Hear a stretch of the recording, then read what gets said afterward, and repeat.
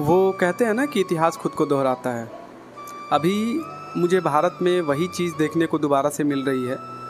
जिस तरीके से भारत को आज़ाद होने से पहले बहुत सारी लड़ाइयाँ लड़ी गई, बहुत सारे संघर्ष किए गए देश को आज़ाद कराने के लिए, ठीक उसी तरीके से अभी बीजेपी से आज़ाद कराने के लिए देश के बहुत सारे युवा जो है वो संघर्ष कर रहे हैं।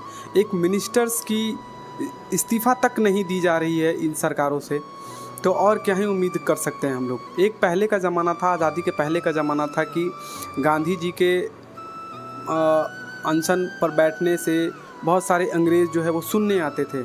जो उनकी अथॉरिटी थी वो गांधी जी को सुनने आते थे, उनके प्रॉब्लम को समझने आते थे, पूछते थे कि क्या दिक्कत हुआ है।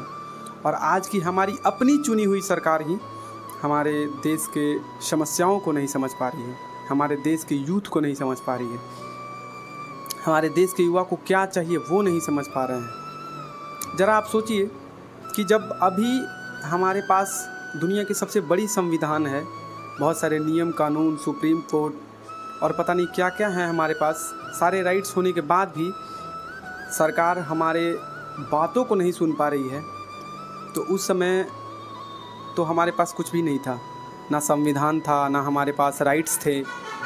उसके बाद भी हमारे देश के नौजवान, हमारे देश के युवा उस समय कैसे लड़े होंगे, उन्होंने कितनी लाठियाँ खा। आज तो हम लोग लाठियाँ खाते हैं तो हमारे पास मीडिया है, और मीडिया भी मतलब गोदी मीडिया की मैं बात नहीं कर रहा हूँ, मैं उन मीडिया की बात कर रहा हूँ जो ग्राउंड लेवल पे जा कर के अपने न्यूज़ को दिखा रहे हैं। जैसे अभी न्यूज़ पिंच बहुत मेहनत कर रहे हैं बेचारे, वो भीड़ में जाके लोगों से बात कर रहे हैं, वो सारी चीज़ें दिखा रहे हैं, वो सारे वीडियोस दिखा रहे हैं, लोगों से बात कर रहे हैं, पुलिस से बात करने की कोशिश कर रहे हैं, बच्चों से बात कर रहे हैं। देख के तो रोना आ जा रहा है, मगर कुछ कर नहीं सकते। बस करना यही है कि हम लोग जहाँ कहीं भी हो, अगर घर बैठे हो तो घर बैठे भी इस प्रोटेस्ट को सपोर्ट कर सकते हैं, ट्वीट कर सकते हैं, ईमेल कर सकते हैं रिजिग्नेशन के लिए, और जो वहाँ पे मौजूद हैं वो तो बहुत कुछ कर ही रहे हैं। बहुत सारे लोग कहते हैं कि आंदोलन शांतिपूर्ण होना चाहिए। बेशक आंदोलन शांतिपूर्ण होना चाहिए, लेकिन ईंट का जवाब पत्थर से भी देना आना चाहिए। मैं हिंसा की बात नहीं कर रहा, लेकिन अगर सिर्फ़ और सिर्फ अहिंसा से ही सब कुछ हो जाए तो कोई हथियार नहीं उठाता। वैसे तो फिर इंडियन आर्मी को भी बंदूकें नहीं देनी चाहिए। जो लोग इस तरीके की बातें कर रहे हैं कि आप अपने ही बच्चों पे पुलिस जो है वो बंदूकें तान के बैठी है, बड़े बड़े डंडों में कीले डाल के रखी हैं मारने के लिए, और आप कैसी बात कर रहे हैं कि बच्चों को शांतिपूर्ण करना चाहिए। ये कहाँ की राइट्स है। पहले के ज़माने में जब लड़ाइयाँ होती थी तो एक के हाथ से तलवार अगर छूट जाता था तो वो वापस से तलवार पकड़ने का मौका देता था, निहत्थों पे वार नहीं होता था। आज की सरकार हमारे युवा के साथ क्या कर रही है। नेशनल एजुकेशन पॉलिसी में कहा गया है कि बच्चों को नहीं पीटना है, बच्चों को, छोटे छोटे बच्चों को पीटना नहीं है, उनको प्यार से समझाना है।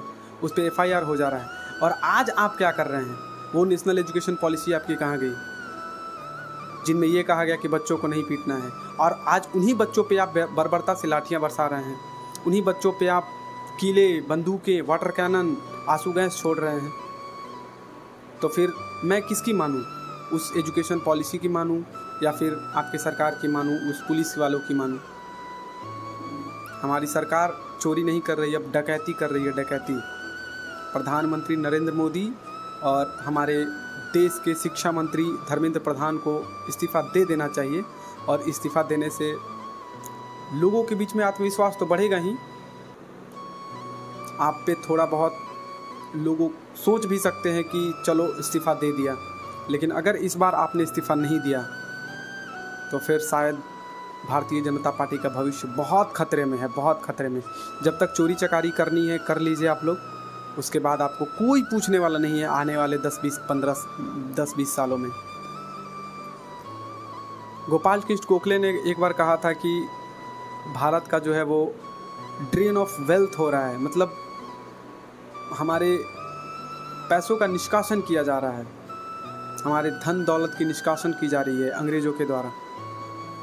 अब मैं इस बात को बीजेपी को लेके कहना चाहता हूँ कि ये लोग ड्रेन ऑफ वेल्थ कर रहे हैं, भारत की इकोनॉमी को ये लोग बर्बाद कर रहे हैं। अपने देश से पैसा लूटते हैं और दूसरे बैंकों में, दूसरे देशों के बैंकों में पैसा जाके जमा करते हैं, वहाँ जाके इन्वेस्ट करते हैं। और यही लोग बात करते हैं कि आप बाहर से आइए, दूसरे देशों से आइए और हमारे देश में इन्वेस्ट कीजिए। बट यही नेता लोग अपने देशों से पैसा चुरा करके, अपने देशों से करप्शन को करके और दूसरे देशों के बैंकों में पैसा डालते हैं, वहाँ सेव करके रखते हैं। अपने बच्चों को दूसरे कंट्री में पढ़ाते हैं, दूसरे जगह की यूनिवर्सिटी में पढ़ाते हैं, दूसरे जगह पे कुछ इन्वेस्ट करते हैं। हमारे देश का क्या है? ये सिर्फ हमारे देश के जनता और देश का युवा का काम है। आक्रोश तो बहुत है, जिस तरीके से पटना में भी हुआ, जिस तरीके से दिल्ली में हुआ और भी सारी जगहों पे हो रही है। मैं सभी लोगों से आग्रह करता हूँ कि जितना ज़्यादा से ज़्यादा हो सके आप लोग गवर्नमेंट को मेल भी कर सकते हैं, ट्विटर पे ट्वीट भी कर सकते हैं और जिस भी तरीके से सपोर्ट कर सकते हैं कॉकरोच जनता पार्टी को, उस तरीके से कीजिए। Thank you.